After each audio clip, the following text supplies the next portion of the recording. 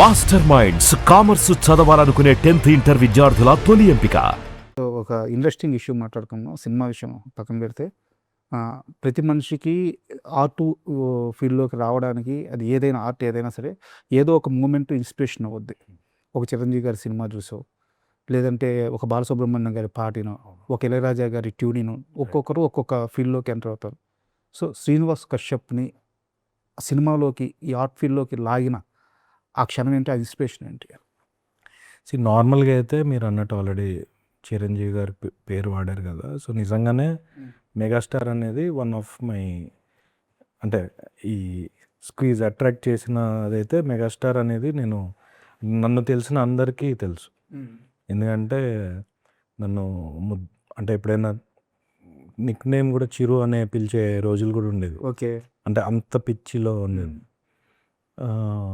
అంటే నాతో ఏమైనా పని చేయించుకోవాలంటే చిరు అంటే సరే అనే, అంటే ఆ స్పేస్ కూడా ఉండింది. ఓకే. అయితే అది ఎందుకంటే వన్ ఆఫ్ ది రీజన్స్ నేను చాలా ఇలా ఉండేవాడిని లోపల ఎక్కడో. సో ఎక్కడో మెగాస్టార్ అనేది నాకు ఒక ధైర్యం అలా ఉండేది. ఒక పాయింట్లో నేను లో ఫీల్ అయితే చిరు సాంగ్స్ విని ఆ స్పేస్లో ఉండింది. అదొక ఇదైతే నా వన్ ఆఫ్ మై, అంటే నేను ఫిక్స్ ఇంకా అనుకున్నది మాత్రం కాలేజ్ ఫెస్ట్ అనమాట. ఓకే. సో కాలేజ్లో చదువుతున్నప్పుడు నేను ఇమిటేట్ చేసేవాడిని.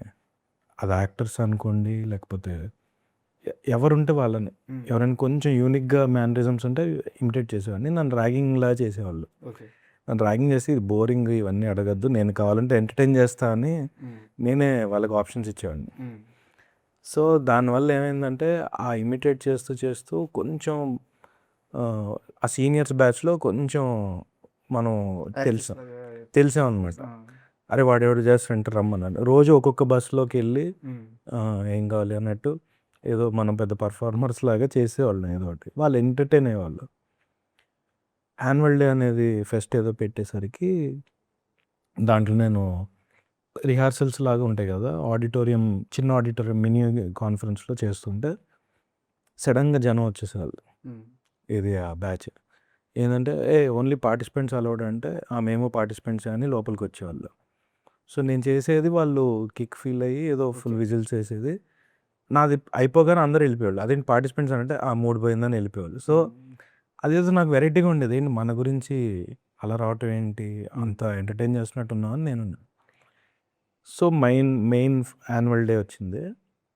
యాన్యువల్ డే రోజు నాది some 10th or 15th name ఉండింది. నేను దగ్గరికి వెళ్తే సీనియర్స్ ఉండి నీది ఇప్పుడే కాదు పో, తర్వాత పో అన్నారు. సరే అని నేను ఫ్రెండ్స్ దగ్గర ఎక్కడో కూర్చున్నా. ఫస్ట్ 2 ఎవరో పాటలు పాడుతున్నారు. ఆబ్వియస్గా అది అసలు అందరూ బూ చేస్తున్నారు. అక్కడ ఉన్న ఒక సార్ ఏం చేశారంటే, అరే అర్జెంటుగా కచ్చపగండి పట్టుకురండి అని అనౌన్స్ చేసాడు. నేనేమో రెడీ లేను, ఎక్కడో దూరంగా ఉన్నా. సడన్గా అనౌన్స్ చేసేసరికి ఒక 2000 3000 మంది ఒక్కసారి అరిచారు. నాకు అసలు నన్ను అంతమంది తెలుసు అని కూడా నాకు తెలియదు. దట్ మూమెంట్ అది ఇట్స్ లైక్ ఒక్కసారి ఇట్లా ఏంట్రా అంటే ఒక హై కదా, లైక్ ఒక మనం ఎంత 17 ఏదో 18 ఏదో ఉండుంటాం.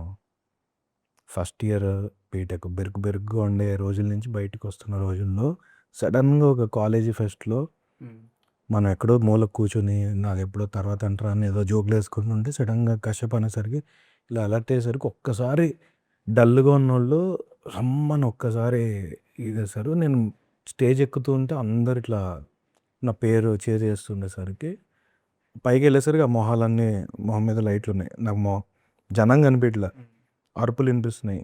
ఆ సౌండ్ ఏదైతే ఉందో అది వినిపించలే, అరుస్తున్నారు. ఇంకా ఏం చేశానో నాకు తెలీదు. చేసేసా, బయటకు వచ్చా. ఒక చిన్న అందరు వన్స్ మోర్ అన్నారంటే అది కూడా తెలియదు నాకు. వచ్చేసాను.